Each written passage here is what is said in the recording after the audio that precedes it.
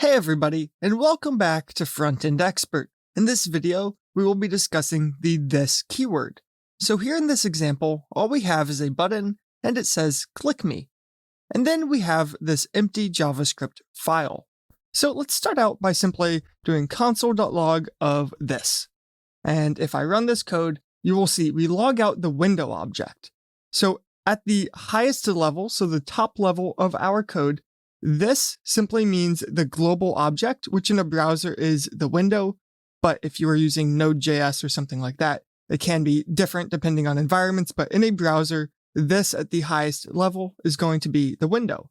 But then what happens if we create a function? So let's say function log this, and all I'm going to do in this function is simply console.log out this. And now let's call log this. Okay. So now when I run this code, you'll see we log out the window twice.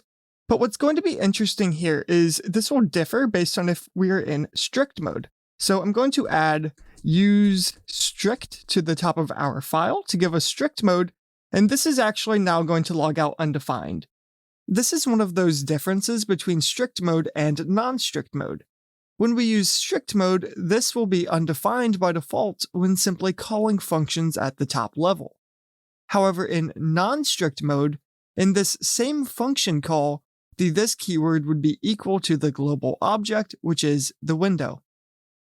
Okay, so next, let's take a look at an object. So I'm going to create an object, so let's say const obj, and we can set this equal to a object. And then inside of this object, I will add just log this. We could do log this, set this equal to log this, but we have the shorthand syntax to just include it once.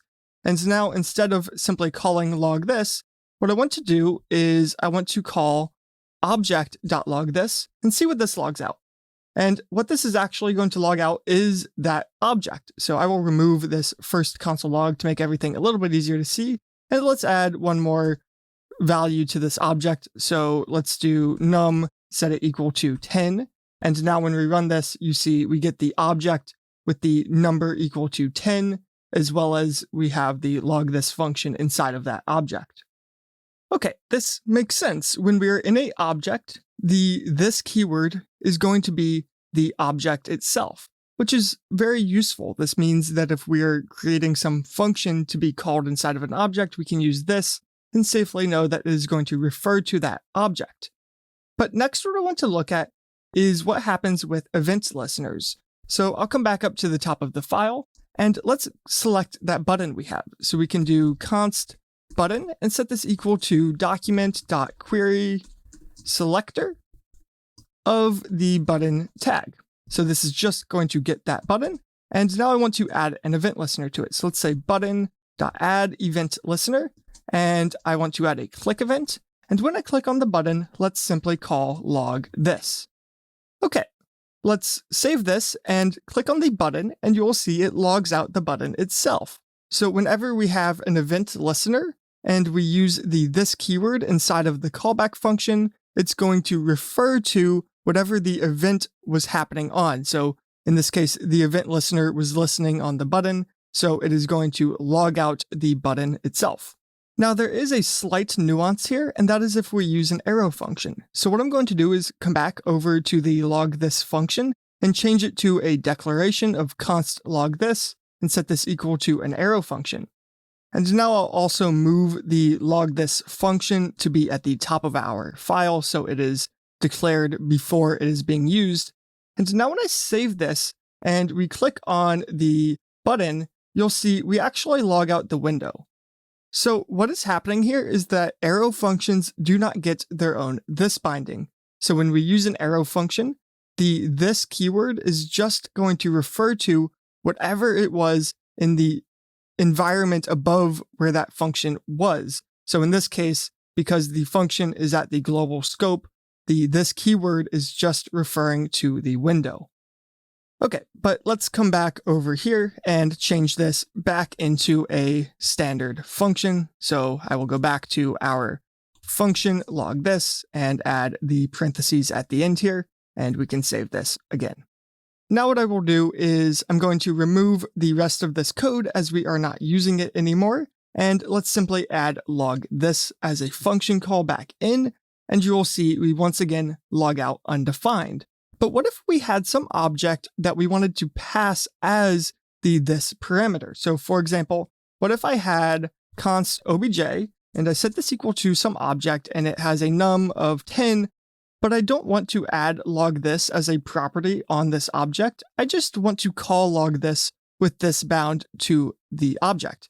So to do this, we have a few different options. The first one is we can call this function called bind. So this is a function of another function. So it's on the function prototype. So I can say log this.bind, and then bind takes in whatever we want to be bound to the this keyword. In this case, let's pass in the obj. Then bind returns a new function. So we can save the result of log this.bind. So I can say const bound log this and set this equal to log this.bind of obj. And now if we call bound log this as a function, because again, it returned a function, so bound log this is itself a function.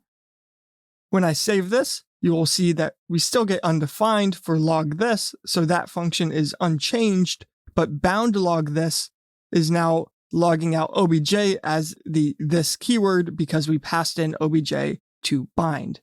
Now, let's say that log this also had some parameters, so it had x and y, and maybe we console.log x and y here. So all we're doing is passing in some parameters and logging them out. When we call bound log this, we could simply pass in x and y here. So for example, I could pass in 10 and 20. Now you can see we log out the object with the number of 10, as well as we log out 10 and 20. So these parameters are just being passed into the function like normal. And to make things a little bit more clear, I'll remove this other call to log this. And now we will have just the logs from our bound log this.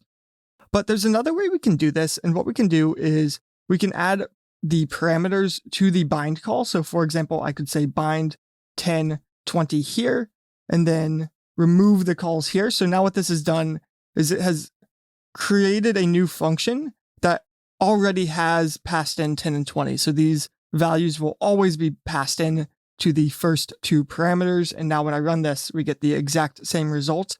And it's worth noting that if I pass in parameters here as well, so for example, if here I pass in 30 and I save this, 30 isn't being used because it first is going to look at the parameters that were added to bind, and then it will use the parameters that came from the call to the result of the bind function. So for example, if I just had 10 here, then we end up getting 10 and 30 because it uses this parameter first, so that one became x, and then it uses this parameter, so this one became y.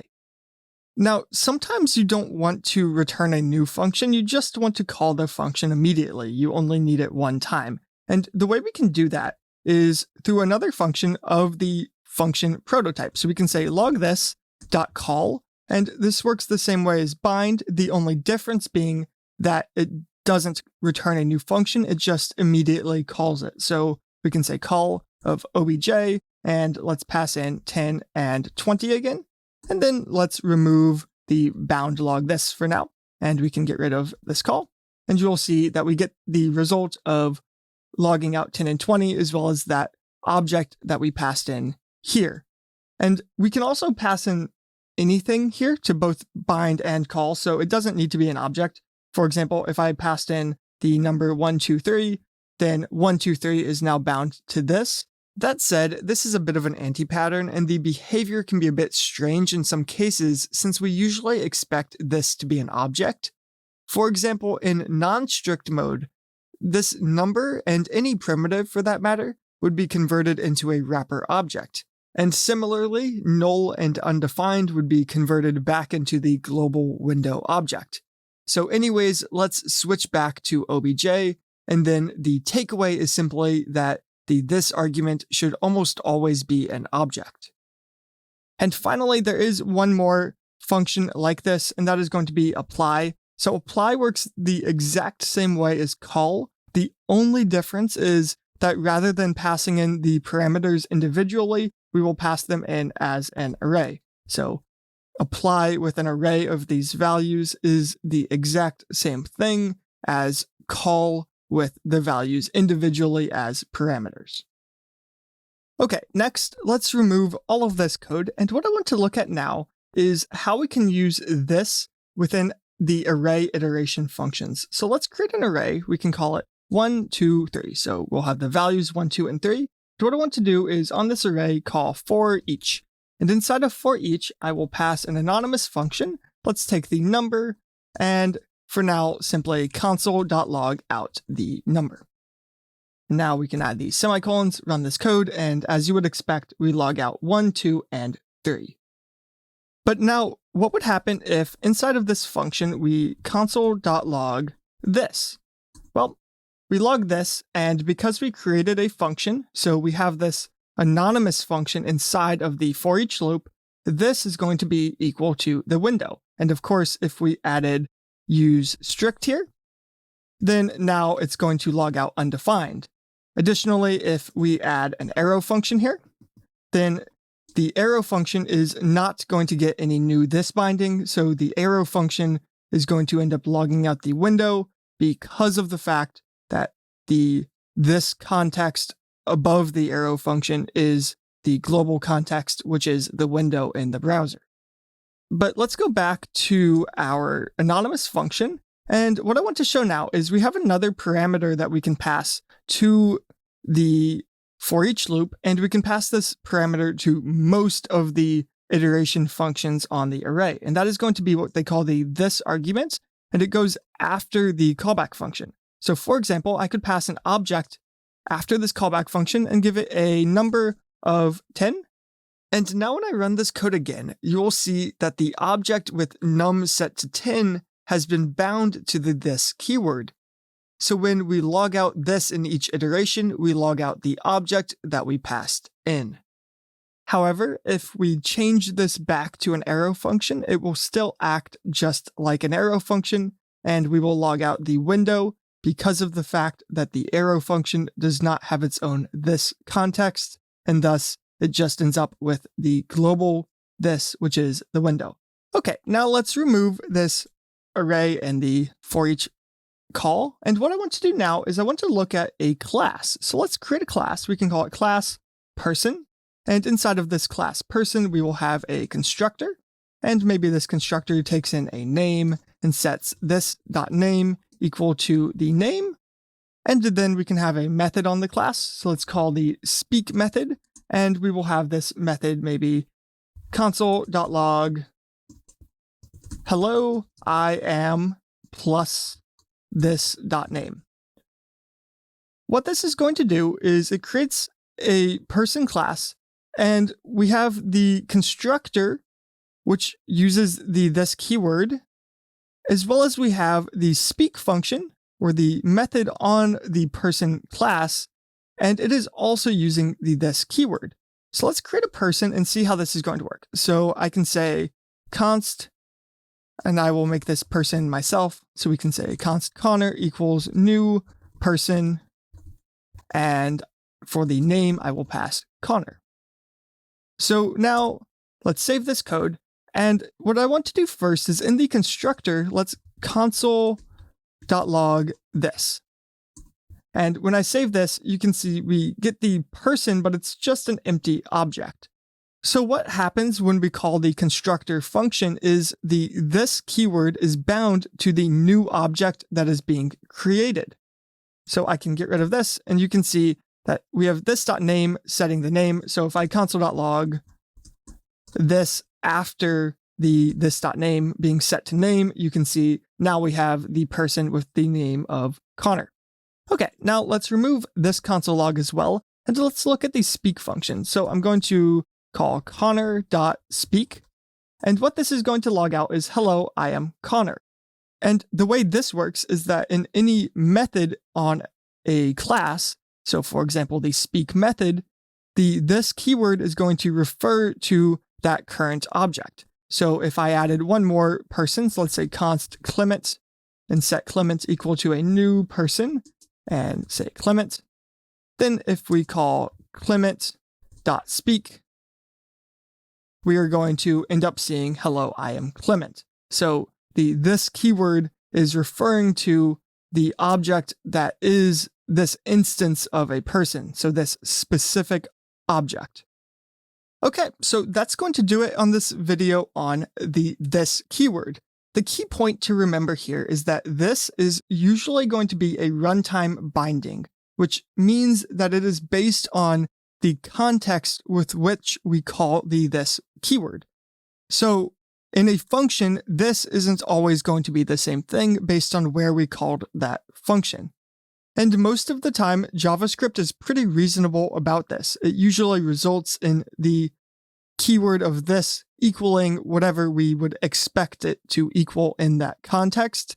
But you do want to be aware of some of the little intricacies here and there of things like how useStrict can change the functionality of this in functions, as well as the difference between an arrow function and a standard function. So that's going to be the end of this video. I hope you enjoyed it. I hope you learned something new, and I'll see you in the next one.